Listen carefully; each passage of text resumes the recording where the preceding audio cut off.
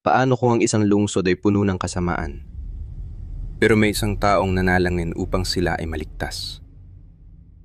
Hanggang saan aabot ang awa ng Diyos? Sa Genesis 18 tikstik, nang paalis na ang mga anghel patungong Sodoma, ibinahagi ng Diyos kay Abraham ang kanyang plano. Hahatulan ng Sodoma at Gomora dahil sa matinding kasamaan ng mga tao ron. Ngunit hindi na nahimik si Abraham. Lumapit siya sa Diyos at namagitan. Panginoon, kung may 50 matuwid sa lungsod, lilipulin mo rin ba sila? At sa kabutihan ng Diyos, sumagot siya.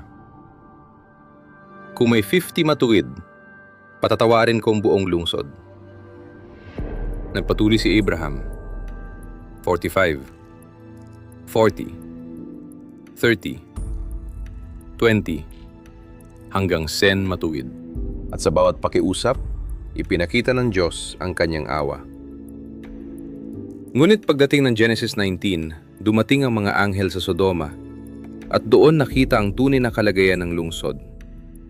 Ang kasamaan ay laganap at halos walang natagpo ang matuwid. Sa huli, iniligtas lamang ng Diyos si Lot at ang kanyang pamilya. Ngunit ang Sodom at Gomora ay nilipol ng apoy at asupre mula sa langit. Ipinapakita ng kwentong ito na ang Diyos ay parehong makatarungan at maawain.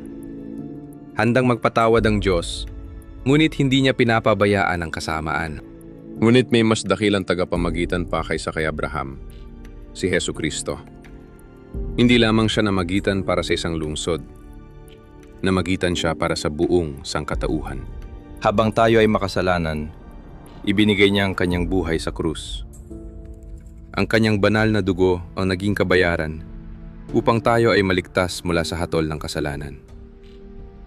Kung si Abraham ay nakiusap para sa 10 matuwid, si Jesus naman ay nag-alay ng kanyang sarili upang ang mga makasalanan ay maging matuwid sa harap ng Diyos.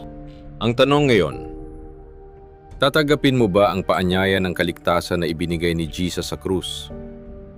Dahil tulad ng Sodoma noon, darating ang araw ng paghuhukom, ngunit ngayon pa lamang, bukas ang pintuan ng biyaya.